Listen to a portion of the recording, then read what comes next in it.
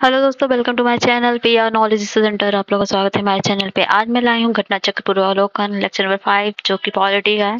तो one by one कर रहे हैं, मतलब एक लेक्चर मैं कर रही हूँ, एक लेक्चर रोशन सर ला रहे हैं आपके लिए। तो वन बाय वन कर रहे हैं, इसको कंप्लीट जल्द से जल्द हम कंप्लीट करेंगे। और इसके साथ ही हम टेस्ट भी करवाना स्टार्ट कर दिए। जैसा कि आप जानते हैं कि यूपीपीसीएस की वैकेंसी आ चुकी है, I mean application form notification आ चुका है। तो फॉर्म फटाफट फिलअप करिए और टेस्ट दीजिए। अपनी रिविजन को घटना चक्र के थ्रू रिवाइज करिए और देखिए कैसे क्वेश्चन पूछे जाते हैं। तो घटना चक्र कर लीजिए, आप टेस्ट कर लीजिए और करंट अफेयर कर लीजिए। इससे ज्यादा आप क्या ही करोगे, इतने से तो बहुत कुछ हो जाएगा रिवीजन। तो रिवीजन के हिसाब से जो नोट्स बनाए उसका नोट्स का रिवीजन करिए। तो और हमारे साथ तैयारी को मजबूत बनाइए और प्लीज चैनल को लाइक शेयर सब्सक्राइब करिए ताकि पार्टिसिपेट आप लोग का रहे और हम मोटिवेट रहें और बहुत सारे वीडियोस आप लिए उपलब्ध करवा सकें रिवीजन के पॉइंट ऑफ व्यू से। गारंटी हमारी है, क्वेश्चन बहुत सारे यहाँ से आएंगे। तो ठीक है, चलिए स्टार्ट करते हैं। तो नागरिकता से हम स्टार्ट करेंगे। तो नागरिकता आज करवाएंगे हम। तो नागरिकता आपको पता होगा पार्ट सेकेंड में है और 5 से 11 अनुच्छेद में रखा गया है नागरिकता को। तो एकल नागरिकता की प्रोविजन है हमारे देश में। तो मतलब आप एक हमारे देश में केवल एक ही नागरिकता ले सकते हैं, ऐसा नहीं कि अदर कंट्री की भी नागरिकता लें और भारत की भी लें तो दो नागरिकताएं नहीं चलती हैं। अनुच्छेद 11 के अंतर्गत संसद को नागरिकता से संबंध में विधि बनाने की शक्ति दी गई। संसद द्वारा भारतीय नागरिकता अधिनियम 1955 पारित किया गया है। भारतीय नागरिकता 5 प्रकार से प्राप्त की जा सकती है। एक बाय बर्थ, एक दूसरा है बाय डिसेंट मतलब वंश के आधार परंपरा के आधार पर, और दूसरा है रजिस्ट्रेशन के थ्रू, और अगला है चौथा है बाय नेचुरलाइजेशन, और पचवा लास्ट है बाय एक्विजिशन मतलब समामेलन के द्वारा। ठीक है, तो ये सब बातें दी गई हैं। भारतीय नागरिकता का अंत 3 प्रकार से हो सकता है। किसी अन्य देश की नागरिकता अगर आप ग्रहण कर लेंगे तो यहाँ की नागरिकता छूट जाएगी। नागरिकता त्यागने अगर आप खुद स्वेच्छा से त्याग दें, और तीसरा यह है कि सरकार द्वारा वंचित करने पर या गवर्नमेंट आपको वंचित कर दे। अनुच्छेद 6 में पाकिस्तान से भारत को प्रव्रजन करने वाले कुछ व्यक्तियों की नागरिकताओं के अधिकार के बारे में संबंध है, मतलब जो पाकिस्तान से भारत आए हैं। और अनुच्छेद 7 में पाकिस्तान को प्रव्रजन करने वाले कुछ भारतीयों की नागरिकताओं के अधिकार के बारे में, तो यहाँ से वहां जाने वालों के लिए, जो वहां से फिर आना चाहते हैं उनके लिए है। अनुच्छेद 8 में भारत के बाहर रहने वाले भारतीय उद्भव के कुछ व्यक्तियों की नागरिकता के अधिकार के बारे में उपबंध है। अनुच्छेद 9 के अनुसार जब कोई व्यक्ति स्वेच्छा से किसी विदेशी राज्य का नागरिक हो जाता है तो उसकी भारतीय नागरिकता स्वतः समाप्त हो जाती है। प्रवासी रूप में रहने वाले विदेशी व्यक्ति के लिए देशीकरण के आधार पर नागरिकता प्राप्त करने के 10 वर्षों तक निवास करना अनिवार्य है।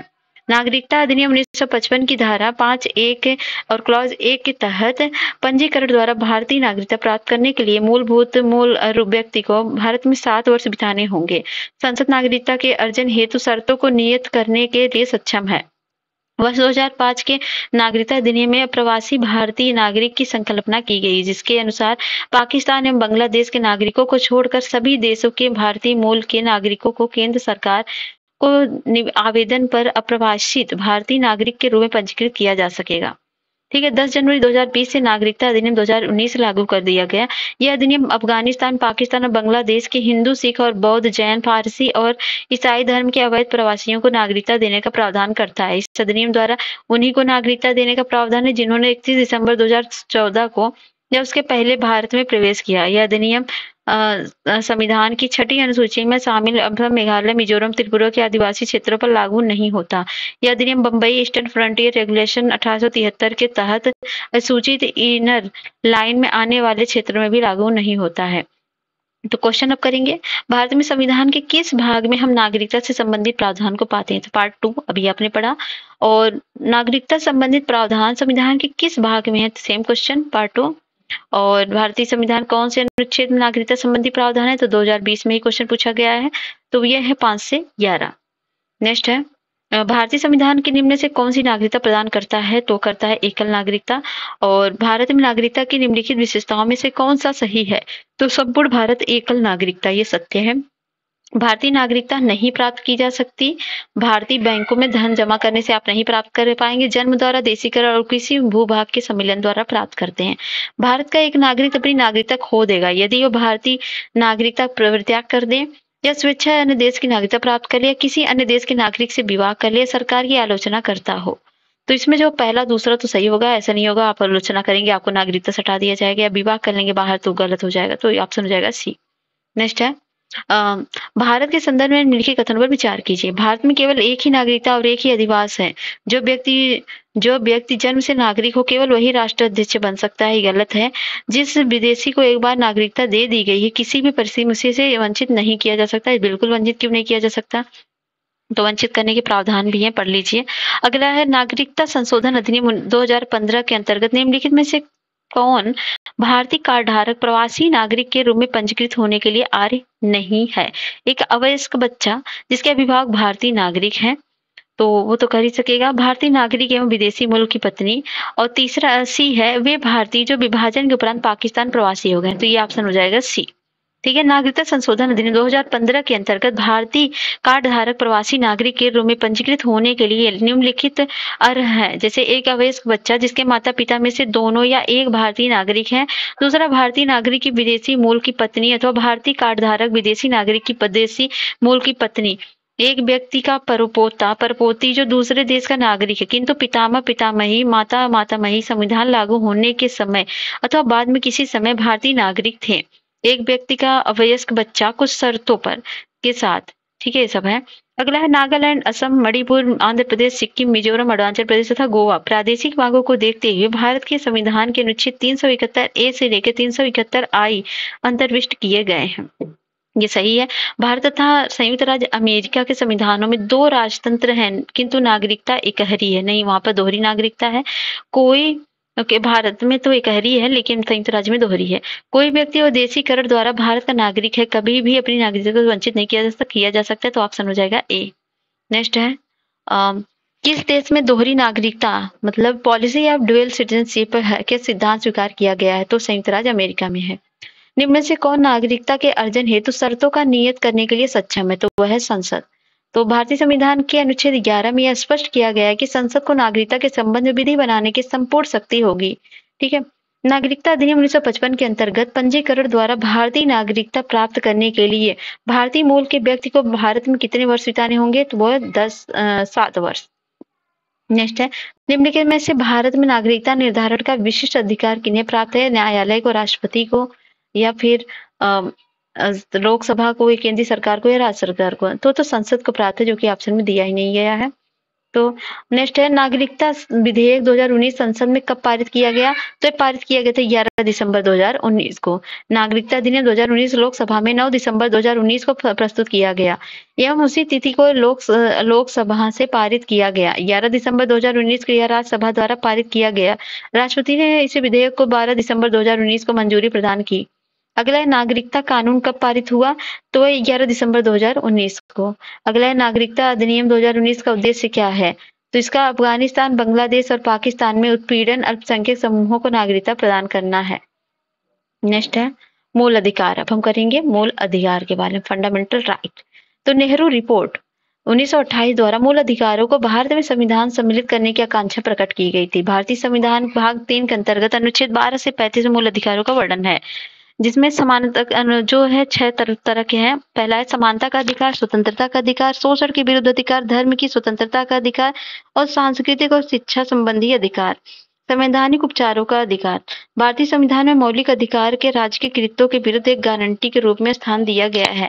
मौलिक अधिकार पूर्णतः नैसर्गिक एवं अप्रतिदेय का श्रेणी में आता है। अनुच्छेद 352 के तहत अनुपात की घोषणा के प्रवर्तन की स्थिति में अनुच्छेद 358 एवं 59 के प्रावधानों के अंतर्गत ही मूल अधिकारों को निलंबन किया जा सकता है। मौलिक अधिकारों को न्याय योग्य रूप से संविधान में रखा गया है। वर्तमान कुल 6 मौलिक अधिकार प्रदान किए गए, जबकि मूल संविधान में 7 मौलिक अधिकार थे। भारतीय संविधान में दिए गए मौलिक अधिकारों की तुलना में अमेरिका अधिकार बिल से की जाती है। भारतीय संविधान में मौलिक अधिकार के संरक्षण का दायित्व न्यायपालिका के पास है। संविधान के अनुच्छेद 14 यह सुनिश्चित करता है कि किसी व्यक्ति को विधि के समझ, समता या विधियों के समान संरक्षण से वंचित नहीं किया जाएगा। इस रूप में अनुच्छेद 14 विधान सत्ता नियंत्रण लगाता है। भारतीय संविधान में समानता के अधिकार को 14 से 18 तक कुल 5 अनुच्छेदों में वर्णित किया गया है, जो कि अग्रलिखित हैं। जैसे विधि के समझ, समता अनुच्छेद 14, धर्म, मूल वंश, जाति, लिंग या जन्म स्थान पर विभेद का प्रतिषेध अनुच्छेद 15, लोक नियोजन के विषय में अवसर की समता 16, अस्पृश्यता, छुआछूत का अंत 17, उपाधियों का अंत 18 और अनुच्छेद 19 से 22 तक स्वतंत्रता का अधिकार का वर्णन। अनुच्छेद 19 के अंतर्गत अभिव्यक्ति की स्वतंत्रता सहित कुल 6 प्रकार की स्वतंत्रताएं प्रदान की गई हैं। अनुच्छेद 19(1) का में प्रावधान वाक्य एवं व्यक्ति की स्वतंत्रता के अंतर्गत ही समाचार पत्रों की स्वतंत्रता भी निहित मानी जाती है। उच्चतम न्यायालय ने अपने अनेक निर्णयों में सूचना के अधिकार को अनुच्छेद 19(1) में प्रदत्त वाक्य एवं व्यक्ति की स्वतंत्रता के अधिकार के रूप में माना है। संविधान के अनुच्छेद 19(1)(b) में शांतिपूर्ण एवं निरायुध सम्मेलन की स्वतंत्रता, अनुच्छेद 19(1)(c) में संगम या संघ बनाने की स्वतंत्रता है। अनुच्छेद 19(1)(g) मतलब घ में भारत में क्या है, ये राज्य क्षेत्रों में सर्वत्र मतलब अबाध संचरण करने की स्वतंत्रता है। और अंगा में क्या है, तहत राज्य क्षेत्रों में किसी निवास और बस जाने पर स्वतंत्रता है। झ में है कोई वृत्ति, व्यापार, कारोबार करने की स्वतंत्रता। 44वें संविधान संशोधन 1978 द्वारा 19(1) च का लोप कर दिया गया। 19(1) का से लेके झ तक दी गई विभिन्न स्वतंत्रताओं में 19 क्लॉज 2 से लेकर 19 क्लॉज 6 में दिए गए विभिन्न आधार पर निर्बंध आरोपण किए जा सकते हैं। अनुच्छेद 20 का संबंध अपराधों के लिए दोषपूर्ण भारतीय संविधान में अनुच्छेद 24 14 वर्ष से कम वर्ष की आयु के बच्चों के लिए है। तो ये सारी चीजें हैं, पढ़ लीजिए। बाकी बंदी प्रत्यक्षीकरण जो कि रिट जारी करता है, और है अनुच्छेद 32 और अनुच्छेद 226 के अंतर्गत हाईकोर्ट और सुप्रीम कोर्ट अपना रिट जारी करते हैं। और ये रिट जो होती है कई मतलब कितने प्रकार की होती है, 4 प्रकार की होती है। तो कौन से हैं? कई प्रकार, जैसे बंदी प्रत्यक्षीकरण, इसके द्वारा न्यायालय के किसी गिरफ्तार व्यक्ति को न्यायालय के सामने प्रस्तुत करने का आदेश दिया जाता है। गिरफ्तारी तारीख या कारण गैर कानूनी या संतोषजनक हो तो न्यायालय बंदी को छोड़ने का आदेश दे सकता है। दूसरा है परमादेश। यह आदेश तब जारी किया जाता है जब न्यायालय को लगता है कि कोई सार्वजनिक पदाधिकारी अपने कानूनी और संवैधानिक दायित्वों का पालन नहीं कर रहा है। और दूसरा है प्रतिषेध। जब कोई निचली अदालत अपने अधिकार क्षेत्र का अतिक्रमण करके किसी मुकदमे की सुनवाई करती है तो ऊपर की अदालतें न्यायालय उसे ऐसे करने से रोकने हैं। अधिकार परीक्षा। जब न्यायालय को लगता है कि कोई व्यक्ति ऐसे पद पर नियुक्त हो गया है जिस पर उसका कोई कानूनी हक नहीं है, तब न्यायालय अधिकार परीक्षा आदेश के द्वारा उसे उस पर कार्य करने से रोक देता है। उत्प्रेषण क्या है? जब कोई निचली अदालत या सरकारी अधिकारी बिना अधिकार के कोई कार्य करता है तो न्यायालय उसके समक्ष विचाराधीन मामले को उससे लेकर उत्प्रेषण द्वारा उसे ऊपर की अदालत या अधिकारी को हस्तांतरित कर देता है। संविधान के अनुच्छेद 352 के तहत युद्ध या बाह्य आक्रमण के कारण राष्ट्रपति द्वारा आपातकाल की घोषणा किए जाने पर अनुच्छेद 358 के तहत अनुच्छेद 19 में वर्णित मूल अधिकार स्वतः ही निलंबित हो जाते हैं। अनुच्छेद 20 और 21 को छोड़कर अन्य मूल अधिकारों को निलंबित करने की शक्ति राष्ट्रपति को अनुच्छेद 359 के तहत प्राप्त है। भारतीय संविधान के 44वें संशोधन के पश्चात अनुच्छेद 20 और 21 के अंतर्गत प्राप्त मूल अधिकारों को निलंबित नहीं किया जा सकता है। बच्चन सिंह बनाम पंजाब राज्य के मामले में उच्चतम न्यायालय ने बहुमत के निर्णय पर यह अभिनिर्धारित किया कि मृत्यु करने के लिए मृत्युदंड का वैकल्पिक दंड अनुच्छेद 14, 19 और 21 का अतिक्रमण नहीं करता है। अब हम करेंगे क्वेश्चन। निम्नलिखित में से कौन सा कारक किसी उदार लोकतंत्र में स्वतंत्रता की सर्वोत्तम सुरक्षा को नियत करता है? तो वह है शक्तियों का पृथक्करण। ये पूछा गया। तो एक प्रतिबद्ध न्यायपालिका कमिटेड जुडिशरी का तात्पर्य है जब न्यायपालिका सरकार सत्तारूढ़ दल की नीतियों के संदर्भ में प्रतिबद्ध हो।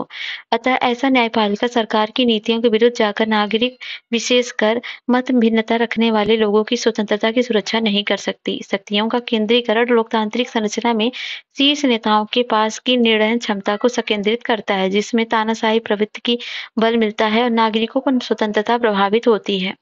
ठीक है। अगला है, निम्नलिखित में से कौन सा एक सही है? भारतीय संविधान में मूल अधिकारों को शामिल करने के लिए नेहरू रिपोर्ट 1928 समर्थित किए गए सकते हैं। भारत सरकार अनुच्छेद मतलब अधिनियम 1935 मूल अधिकारों को प्रचलित, तो सब गलत है। ऑप्शन ए सही है।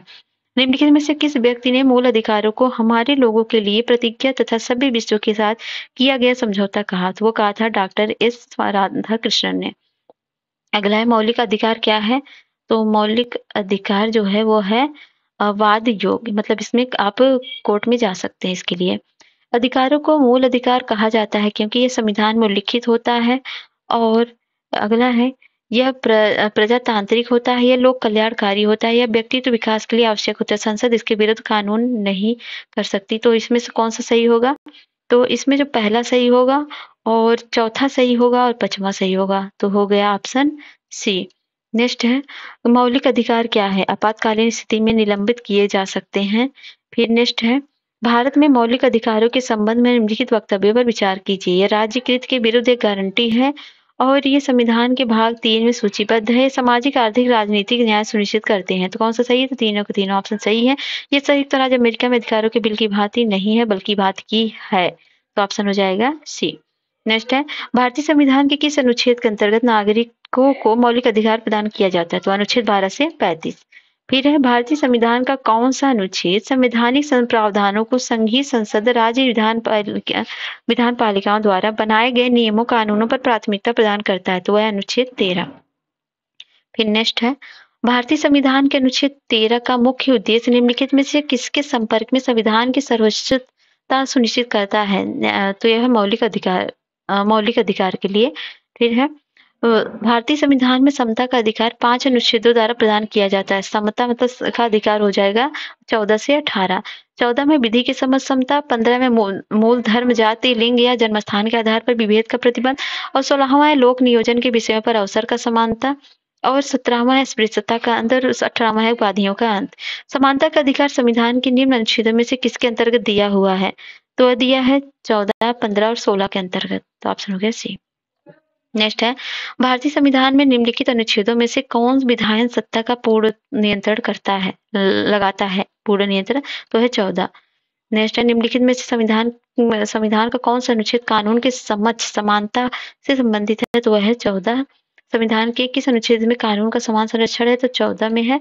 कानून को लागू करने के मामले में कोई विधान जो किसी कार्यपालक अथवा प्रशासनिक अधिकारी को अनिर्देशित एवं अनियंत्रित विवेकाधिकार देता है, भारत के संविधान के निम्नलिखित अनुच्छेदों में से किसका उल्लंघन करता है? वो करता है अनुच्छेद 14 का। नेक्स्ट है, विधि का नियम या कानून का अधिराज्य का क्या मतलब है? तो इसका मतलब सभी के लिए एक कानून और सभी के लिए एक न्याय तंत्र। फिर धर्म आदि के आधार पर विभेद का प्रतिषेध। भारत के संविधान का अनुच्छेद 15 एक मूल अधिकार है जिसे इसके अधीन वर्गीकृत किया गया है समता के अधिकार के अंतर्गत। मद्रास राज्य बनाम देराय राजन 1951 के मुकदमे में भारतीय सर्वोच्च न्यायालय के निर्णय के परिणाम स्वरूप निम्नलिखित में से किस मौलिक अधिकार को संशोधित किया गया? विधि की समझ समानता का अधिकार, भेदभाव के विरुद्ध अधिकार। तो वो किया गया था भेदभाव के विरुद्ध अधिकार के लिए। तो मद्रास राज्य बनाम चंपकम दोराय राजन 1951 मुकदमे में सर्वोच्च न्यायालय ने निर्णय के परिणाम स्वरूप भेदभाव के विरुद्ध अधिकार अनुच्छेद 15 को संशोधित किया गया, जिसमें संविधान पहला संशोधन अधिनियम 1951 की धारा 2 अनुच्छेद 15(4) जोड़ा गया और इसके तहत सामाजिक एवं शैक्षणिक दृष्टि से पिछड़े वर्गों की उन्नति के लिए अनुसूचित जातियों, अनुसूचित जनजातियों के द्वारा विशेष उपबंध कर सकने हेतु प्रावधान किया गया। संविधान के किस अनुच्छेद के अंतर्गत शिक्षण संस्थानों में जिसके गैर सरकारी और गैर अनुदान प्राप्त भी सम्मिलित हैं, अन्य पिछड़े अनुसूचित जाति व अनुसूचित जनजाति हेतु आरक्षण की सुविधा प्रदान की गई? वो 15 क्लॉज 5 में। संविधान के अनुच्छेद 15 क्लॉज 5 के अंतर्गत शिक्षण संस्थानों में जिसमें गैर सरकारी एवं गैर अनुदान प्राप्त भी सम्मिलित हैं, अन्य पिछड़े अनुसूचित जाति और अनुसूचित जनजाति हेतु आरक्षण की सुविधा प्रदान की गई है। संविधान के किन अनुच्छेदों के अनुसार ओबीसी अन्य पिछड़ा वर्ग को आरक्षण प्रावधान किया गया है? तो वह किया गया है अनुच्छेद 15(4) और 16(4) में। ठीक है, अगला है, भारतीय संविधान के निम्नलिखित अनुच्छेदों में से कौन सा एक नियोजन के विषय में भारत के सभी नागरिकों को अवसर की समानता प्रत्याभूति प्रदान करता है? तो वह है अनुच्छेद 16 क्लॉज 1 और 16 क्लॉज 2 में। फिर ठीक है, भारतीय संविधान के अनुच्छेद 16 क्लॉज 1 और 16 क्लॉज 2 में तहत राज्य के अधीन किसी पद पर नियोजन के विषय में भारत के सभी नागरिकों के लिए समान अवसर की समानता की प्रत्याभूति प्रदान की गई है। भारतीय संविधान में जैसा निहित है, निम्न में से कौन सा समानता के मौलिक अधिकारों में सम्मिलित नहीं है? तो यह आर्थिक समानता नहीं, कानून की समझ समानता, सामाजिक समानता, अवसर की समानता है। कथन कारण है, सामाजिक, आर्थिक एवं राजनीतिक क्षेत्रों में समान आधार निर्मित करने के उद्देश्य से राज्य असमान लोगों के लिए भिन्न व्यवहार कर सकता है। समान लोगों में विधि समान होगी और समान रूप में प्रशासित की जाएगी। तो ये अर्थ दोनों सही है और आय की सही स्पष्टीकरण कर रहा है। नेक्स्ट है, निम्नलिखित में से किसने भारतीय न्यायालय को समान कार्य के लिए समान वेतन का मौलिक अधिकार निगमन करने हेतु सक्षम बनाया? तो वह संविधान की प्रस्तावना में प्रयुक्त समाजवादी शब्द, एक को संविधान के अनुच्छेद 14 के साथ मिलाकर पढ़ना और है संविधान के अनुच्छेद 16 के साथ मिलाकर पढ़ना। तो ए, बी, सी तीनों ऑप्शन सही है।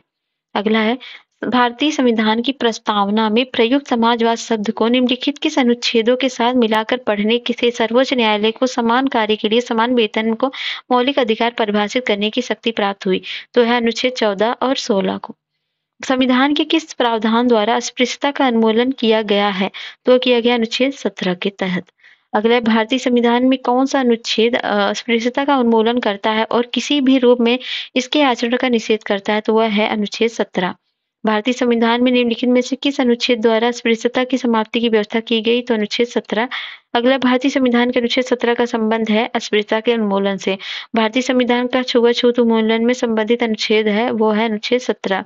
अनुसूचित जाति अनुसूचित जनजाति को जिस अनुच्छेद के अंतर्गत मौलिक सामाजिक आर्थिक एवं राजनीतिक तथा सांस्कृतिक अधिकार दिया गया है वह है अनुच्छेद 17। निम्नलिखित मूल अधिकारों के किस संवर्ग से अस्पृश्यता के रूप में किए गए विभेदन के विरुद्ध संरक्षण समाविष्ट है? तो समता के अधिकार से। भारत में अस्पृश्यता का निवारण निम्नलिखित में से किन उपायों द्वारा किया जाता है? कानून बनाकर, शिक्षा की उन्नति द्वारा, जन जागरण द्वारा। तो ये तीनों के द्वारा, नौकरियों में प्रवेश दिलाकर ये नहीं है, बाकी सभी है। अगला है कथन कारण। अस्पृश्यता संरचना हिंसा का सबसे खराब स्वरूप है। कारण है अस्पृश्यता के चलन का आधार धार्मिक स्वीकृति है। उपरोक्त कथनों पर विचार कीजिए तथा नीचे दिए गुट के सही उत्तर का चुनाव करें। तो कथन कारण सही है, कारण कथन की व्याख्या भी कर रहा है। अगला है भारतीय संविधान के निम्नलिखित अनुच्छेदों में से कौन भिन्न वर्ग में आता है? 14, 15, 16। तो ये 19 आएगा क्योंकि समता का अधिकार है 14 से लेकर 18 तक और ये 19 जो है अलग है। ठीक है, अन्य से भिन्न वर्ग में आता है, ये स्वतंत्रता के अधिकार से है, जबकि अन्य तीनों अनुच्छेद 15, 15, 16 अधिकार का वर्णन करते हैं। ठीक है, नेक्स्ट है भारतीय संविधान की स्वतंत्रता का अधिकार 4 अनुच्छेदों द्वारा प्रदान किया गया है। कौन से 4 अनुच्छेद हैं? तो वो है 19 से लेके 22 तक। फिर है नेक्स्ट, भारतीय संविधान के किस अनुच्छेद में भाषण एवं अभिव्यक्ति की स्वतंत्रता के मूल अधिकार का प्रावधान है? तो अनुच्छेद 19 में है। भारत के संविधान का निम्नलिखित में से कौन सा अनुच्छेद प्रेस की स्वतंत्रता की बात करता है? तो 19 है। भारतीय संविधान का कौन सा अनुच्छेद प्रेस की स्वतंत्रता की बात करता है? रिपीटेड क्वेश्चन, 19 है। और भारत के संविधान का प्रेस की आजादी की व्यवस्था करता है? व्यवस्था नहीं करता, किंतु यह आजादी अंतर्निहित अनुच्छेद है, तो वह है 19(1)(a) क्लॉज ए। ठीक है, भारत में समाचार पत्रों का स्वतंत्र क्या है? तो वह है संविधान के अनुच्छेद 19 क्लॉज 1 क्लॉज ए में विशेष रूप से उल्लेखित है।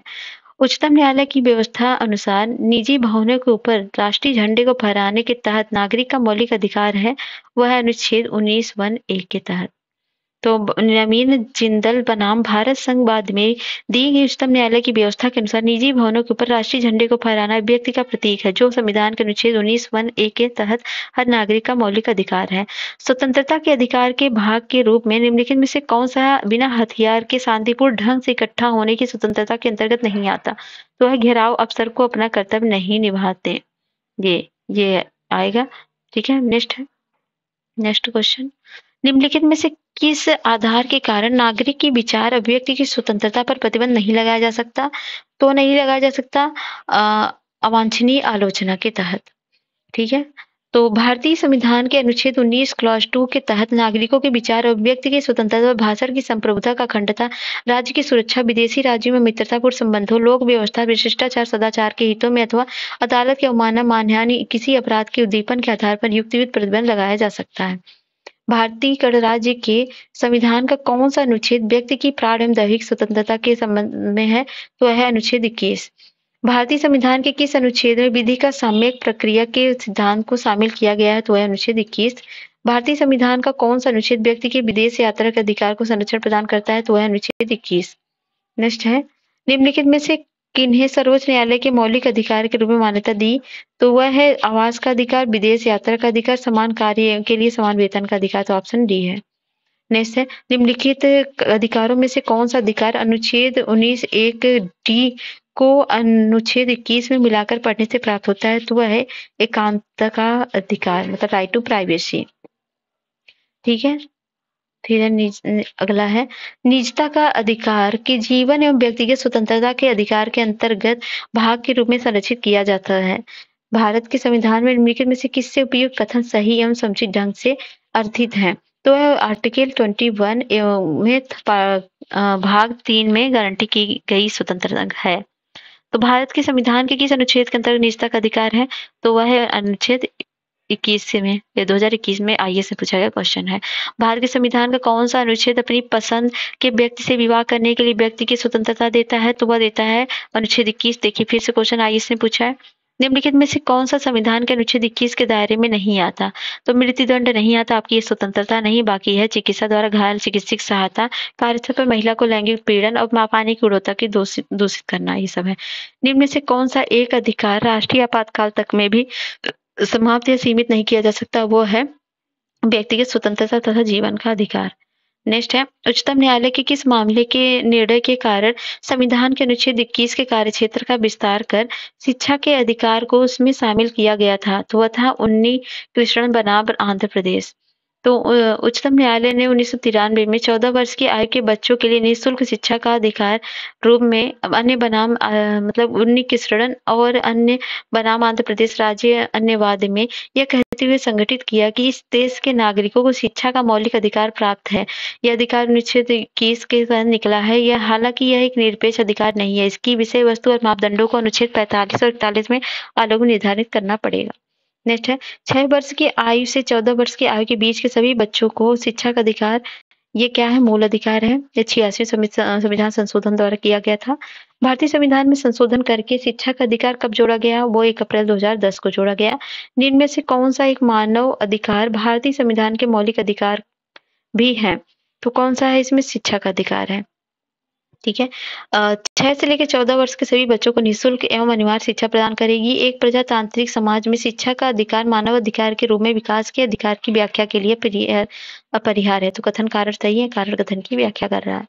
भारत के संविधान में संशोधन के विरुद्ध अधिकार द्वारा निम्नलिखित में से कौन सा परिकल्पित है? तो मानव देह का व्यापार और बंधुआ मजदूरी का निषेध, अस्पृश्यता का उन्मूलन। तो ये तो है पहला, देश का अस्पृश्यता का उन्मूलन, ये शोषण के विरुद्ध अधिकार नहीं आएगा। अल्पसंख्यकों के हितों की सुरक्षा, ये भी नहीं आएगा। और कारखानों के खदानों के बच्चों के ये आएगा 23-24, ये आर्टिकल है। भारतीय संविधान में कौन सा अनुच्छेद बच्चों के शोषण के विरुद्ध मौलिक अधिकार संबंधित है? तो है अनुच्छेद 24। फिर है नेक्स्ट, भारत के संविधान का अनुच्छेद 24 जोखिमपूर्ण कार्यों के संबंधित कारखानों में बालकों का नियोजन को निषेध करता है। ऐसा निषेध है, यह पूर्ण निषेध है। अगला है, भारत के संविधान के अंतर्गत कौन सा अनुच्छेद कारखानों में बालकों के नियोजन का प्रतिषेध करता है? तो अनुच्छेद 24 है। मूल अधिकारों से संबंधित संविधान के निम्नलिखित अनुच्छेदों में से कौन सा प्रत्यक्ष रूप से बालकों के शोषण संबंध है? तो है अनुच्छेद 24। और ICCPR के अनुच्छेद द्वारा बालक का अधिकार, तो यह है अनुच्छेद 24। तो याद कर लीजिए, बालकों के अधिकार से है।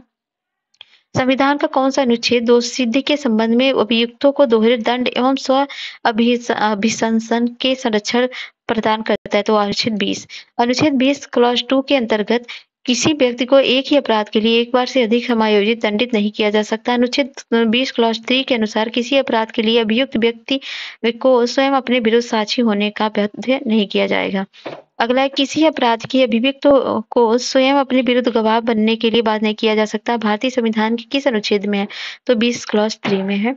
अगला है, किसी व्यक्ति को एक ही अपराध के लिए एक बार से अधिक अभियोजित और दंडित नहीं किया जाएगा। अपराधों के सिद्ध होने के संबंध में उपरोक्त संरक्षण किस अनुच्छेद के अंतर्गत दिया गया है? तो यह दिया गया 20 में। ठीक है। बंदी बनाए गए व्यक्ति के मौलिक अधिकारों की रक्षा किस अनुच्छेद में प्रदत्त है? तो अनुच्छेद 22 में है। तो अनुच्छेद 22 इसमें देखना कौन सा सम्मिलित नहीं है। तो अनुच्छेद 22 एक में है स्वयं की पसंद के अधिवक्ता द्वारा प्रतिरक्षा का अधिकार। और 22(4) में निवारण निरोध का उल्लंघन करने वाली कोई विधि 3 माह से अधिक निरुद्ध किया जाना प्राधिकृत नहीं है। और सी है अनुच्छेद 22(2) संसद विधि द्वारा उन परिस्थितियों को निर्धारित कर सकेगी जिसके अंदर 3 माह से अधिक निरुद्ध किया जा सके। तो ये गलत है। गिरफ्तार किए गए व्यक्ति को गिरफ्तारी के कारणों को यथासंभव शीघ्र बताए बिना अभिरक्षित रक्षा नहीं रखा जाएगा। तो ये हो जाएगा। तो ऑप्शन सही है सब। ठीक है।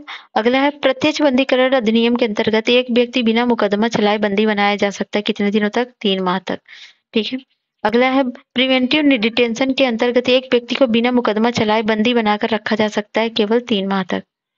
नेक्स्ट है, भारत के संदर्भ में निम्नलिखित कथनों पर विचार कीजिए। जब एक कैदी पर्याप्त आधार प्रस्तुत करता है तो ऐसी कैदी को पैरोल नहीं माना जाता। मामला मतलब पैरोल माना नहीं का मामला बन जाता है। कैदी को पैरोल पर छोड़ने के लिए राज्य सरकार अपने नियम है तो कौन सा दूसरा सही है, पहला सही नहीं है। पैरोल किसी कैदी को दंडादेश के निलंबन के साथ रिहा करने की प्रणाली है। यह रिहाई सामान्यतः कैदी के व्यवहार के आधार पर निर्धारित अवधि हेतु सशर्त होती है तथा उसे अधिकारियों के समक्ष आवधिक रूप से रिपोर्ट करना आवश्यक होता है। नेक्स्ट है, धार्मिक स्वतंत्रता का आधार प्रावधान के अंतर्गत सम्मिलित है। तो क्या सम्मिलित है? धर्म प्रचार का अधिकार और दूसरा सिखों को कृपाल धारण करने का रखने का अधिकार और राज्यों को समाज सुधारक विधि निर्माण का अधिकार। तो ये तीनों सही है। तो चौथा नहीं सही है, धार्मिक निकायों के लोगों के लिए धर्म परिवर्तन कराने का अधिकार, ये नहीं है। और संविधान के किस अनुच्छेद के अंतर्गत सिखों द्वारा कृपाल धारण करने का धार्मिक स्वतंत्रता का अंग माना गया है? तो है अनुच्छेद 25। भारत में संविधान के अनुच्छेद 25 का संबंध किससे है? तो धार्मिक की स्वतंत्रता से है। भारतीय संविधान के अनुच्छेद 25 में प्रयुक्त हिंदू शब्द किसे सम्मिलित नहीं करता? तो पारसियों को नहीं करता, बौद्ध जैन सिखों को करता है। नेक्स्ट है, संविधान के अनुच्छेद 25 के अनुसार धर्म स्वतंत्र का अधिकार किसके अधीन नहीं है? तो मानववाद के अधीन नहीं है। संविधान के अनुच्छेद 26 में धार्मिक कार्यों के प्रबंधन की स्वतंत्रता पर क्या प्रतिबंध लगाया गया है? तो उसमें लगाया गया कौन सा? तो लोक व्यवस्था का लगाया गया है और सदाचार का लगाया गया है और धर्म और ये स्वास्थ्य का लगाया गया है। तो ऑप्शन हो जाएगा डी। अगला है अनुच्छेद 23, 24, 25 मतलब 23, 24, 26, 29 देखना है कौन सा मिलान सही है नहीं है। तो अनुच्छेद 23 है मानव दुर्व्यापार एवं बाल श्रम का प्रतिबंध, सही है। तो कारखानों में बालकों के नियोजन के प्रतिषेध, ये भी सही है। धार्मिक कार्यों के प्रबंधन की स्वतंत्रता, ये भी सही है। अनुच्छेद 29 शिक्षण संस्थाओं की स्थापना प्रशासन का संख्यकों वर्गों का अधिकार, तो ये गलत है। गलत क्यों है? क्योंकि ये जो है अल्पसंख्यक वर्गों के हितों के संरक्षण के से है। ये जो है शिक्षण संस्थान से नहीं बल्कि अल्पसंख्यकों के हितों के संरक्षण से है। ठीक है, शिक्षण संस्थाओं का है आर्टिकल 30 में। ठीक है, निम्नलिखित में से कौन सा सही नहीं है? तो मानव दुर्व्यापार 23 सही है, अल्पसंख्यकों के वर्गों के 29 सही है, संवैधानिक उपचारों का संरक्षण ये भी सही है, और शिक्षा संस्थाओं की स्थापना तथा प्रशासन करने का अल्पसंख्यकों का अधिकार ये गलत है। ये हो जाएगा आपका शिक्षा संस्थानों में, ये हो जाएगा 30। ठीक है, 30 होगा, ये 31 नहीं होगा। नेक्स्ट है, भारतीय संविधान का कौन सा अनुच्छेद अल्पसंख्यकों को अपनी मनपसंद शिक्षण संस्थाओं को स्थापित एवं संचालित करने के अधिकार का संरक्षण प्रदान करता है? तो अनुच्छेद 30 है। भारतीय संविधान के निम्नलिखित में से किस अनुच्छेद में यह व्यवस्था की गई कि सभी अल्पवयस्कों को अपनी रुचि की शिक्षण संस्थाओं की स्थापना और प्रशासन का अधिकार होगा? तो अनुच्छेद 30 है। अगला है कथन कारण। भारतीय संविधान का अनुच्छेद 30 अल्पसंख्यक वर्ग शब्द को परिभाषित नहीं करता है। संविधान केवल भाषाई और धार्मिक अल्पसंख्यक वर्गों की मान्यता प्रदान करता है। तो दोनों सही है लेकिन एक दूसरे की व्याख्या नहीं करते। भारतीय संविधान मान्यता देता है धार्मिक और भाषाई अल्पसंख्यकों को।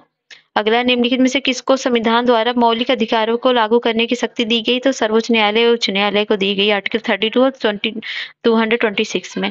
मौलिक अधिकारों का संरक्षक कौन है? तो वह है न्यायपालिका। ठीक है, न्यायपालिका कौन है? ठीक है, संविधान के अंतर्गत मूल अधिकारों का संरक्षण कौन करता है?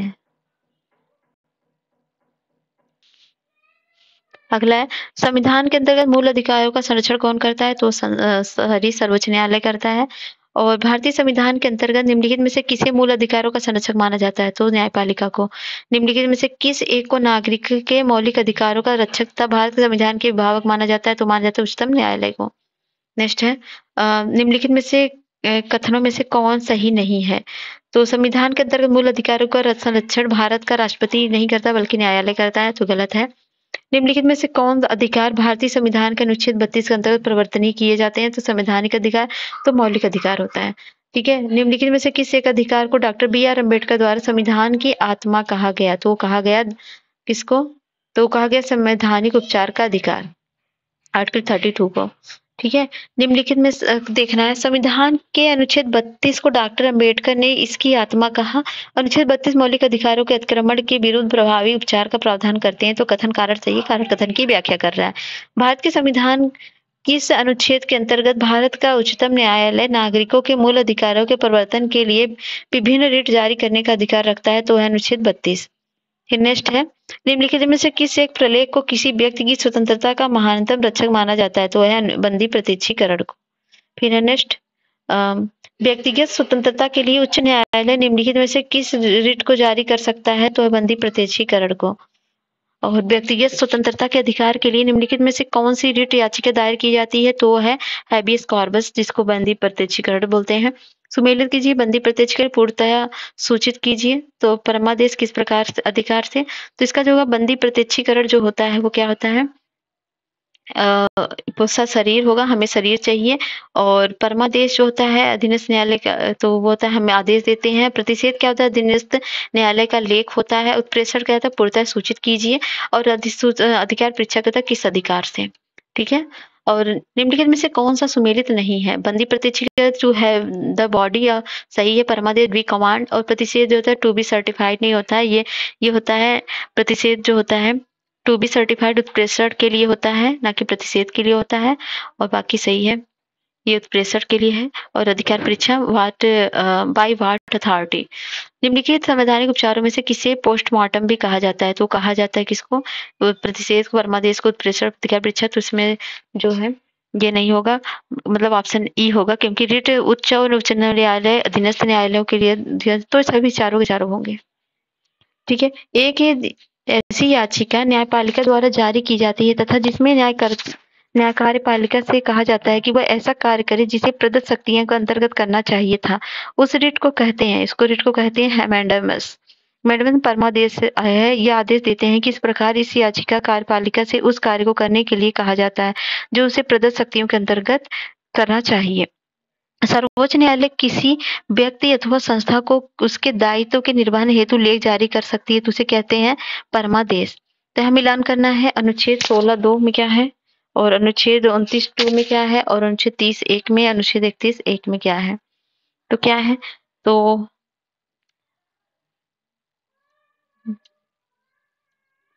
और एक मिनट,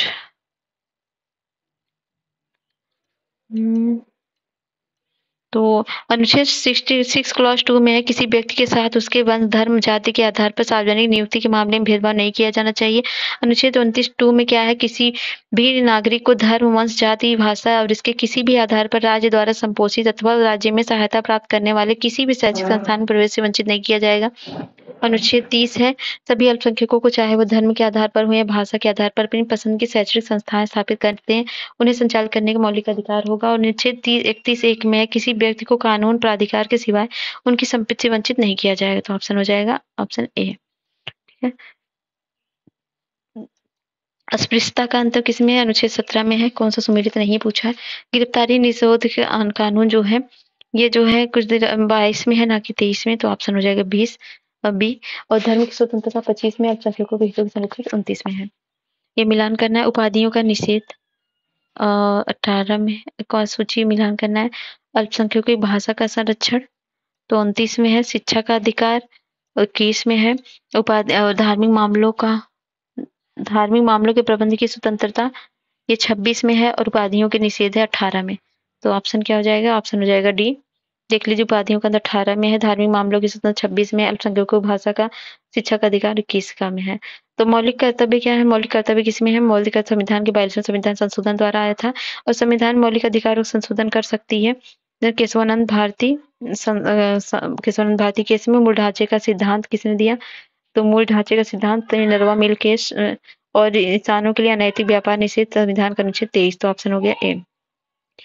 किस वाद ने संसद को मौलिक अधिकारों को संशोधन का अधिकार दिया? तो वह दिया था केशवानंद भारती वाद ने। फिर नेक्स्ट है, भारत में सर्वोच्च न्यायालय ने संविधान के मूल संरचना सिद्धांत का प्रतिपादन निम्नलिखित में से किस मुकदमे में किया? तो किया केशवानंद भारती बनाम केरल राज्य में। निम्नलिखित में से किस वाद ने भारतीय संविधान की मूल संरचना के सिद्धांत की रूपरेखा प्रतिपादित की? तो केशवानंद भारती बनाम केरल राज्य। मूल अधिकारों से संबंधित निम्नलिखित निर्णयों को सही कालानुक्रम में लगाई। गोलकनाथ बनाम पंजाब राय, केशवानंद भारती का बनाम केरल राज्य, और मिनर्वा मिल्स भारत संघ, और एल के गोपालनम बनाम भारत राज्य। तो ये हो जाएगा ऑप्शन डी सी। तो एल के गोपालम बनाम मद्रास राज्य 1950, गोलकनाथ 1967, केशवानंद 1973, मिनर्वा मिल्स 1980। भारत में संपत्ति के अधिकार क्या स्थिति है? तो एक विधिक अधिकार है जो किसी भी व्यक्ति को प्राप्त है। संपत्ति का अधिकार निम्न से कौन सी श्रेणी में सम्मिलित है? तो कानूनी अधिकार है संपत्ति का अधिकार। और संपत्ति का अधिकार एक है कानूनी अधिकार, वैधानिक या कानूनी अधिकार बोल सकते हैं। और 44वें संशोधन अधिनियम 1978 द्वारा संपत्ति के अधिकार को मौलिक अधिकार की सूची से हटा दिया गया। संपत्ति के अधिकार को भाग 7 के अनुच्छेद 301 के तहत विधिक अधिकार बना दिया गया। तो दोनों कथन सत्य हैं। वर्तमान समय में भारतीय संविधान के अंतर्गत संपत्ति के अधिकार है एक, तो यह है वैधानिक अधिकार।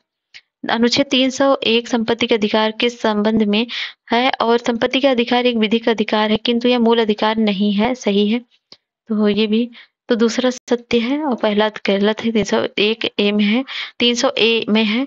मतलब उपरोक्त कथन में कौन सही? भारत के संविधान में 301 को उस समय केंद्र में कांग्रेस द्वारा 44वें कांग्रेस नहीं थी, जनता पार्टी थी। तो ये हो जाएगा ऑप्शन ए, केवल दो सत्य है। निम्नलिखित में से किसके द्वारा संपत्ति के मूल अधिकार का लोप किया गया था? तो किया गया था संविधान के 44वें संविधान संशोधन अधिनियम संशोधन के द्वारा। संपत्ति के अधिकार को कब समाप्त किया गया था? तो 1978 में 44वें संशोधन द्वारा। निम्नलिखित में से किस संवैधानिक संशोधन अधिनियम में मौलिक अधिकारों की सूची में संपत्ति के अधिकार को हटाया गया? तो ये 44वां संविधान संशोधन अधिनियम 1978 में। किस संशोधन के द्वारा संपत्ति का अधिकार समाप्त कर दिया गया? तो वह दिया गया 44वें संविधान संशोधन में। भारतीय संविधान के 44वें संशोधन में मौलिक अधिकारों की श्रेणी से निम्नलिखित में से किस अधिकार को हटा दिया गया? तो संपत्ति के अधिकार को हटाया गया। जिस संविधान संशोधन से नागरिकों के संपत्ति के अधिकार का मूलाधिकार की सूची से निष्कासन किया गया वह था 44वां संविधान संशोधन। निम्नलिखित में से कौन सा मौलिक अधिकार नहीं है? संपत्ति का अधिकार नहीं है। और निम्नलिखित में से कौन मूल अधिकार भारतीय संविधान के नागरिकों को नहीं है? तो संपत्ति का अधिकार नहीं है। नेक्स्ट है मौलिक निम्नलिखित में से कौन सा भारत के संविधान द्वारा प्रदत्त 6 मूल अधिकारों में नहीं है? तो वो नहीं है विरोध का अधिकार नहीं है। अगला है भारतीय संविधान में कौन सा अधिकार प्रदान नहीं करता है? तो समान आवास का अधिकार नहीं है, बाकी सब है।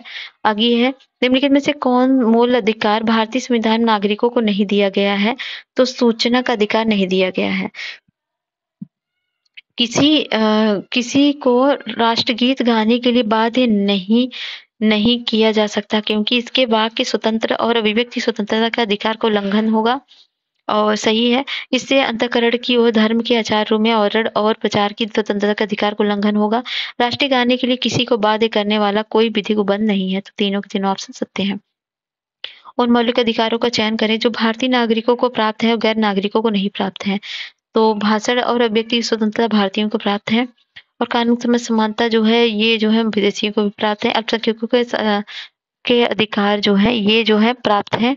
तो ये भारतीयों का अधिकार है, बाकी ये सब जीवन की स्वतंत्रता का संरक्षण ये विदेशियों को भी प्राप्त है। अगला निम्नलिखित में से कौन सा मूल अधिकार विदेशी नागरिकों को प्राप्त नहीं है?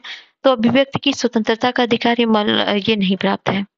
अगला है तो भारत में मूल अधिकार नागरिकों को विदेशियों दोनों को समान रूप से उपलब्ध है जो इस प्रकार है। विधि के समझ समानता 14, 21, 20, 21 और 23, 24 सब प्राप्त है।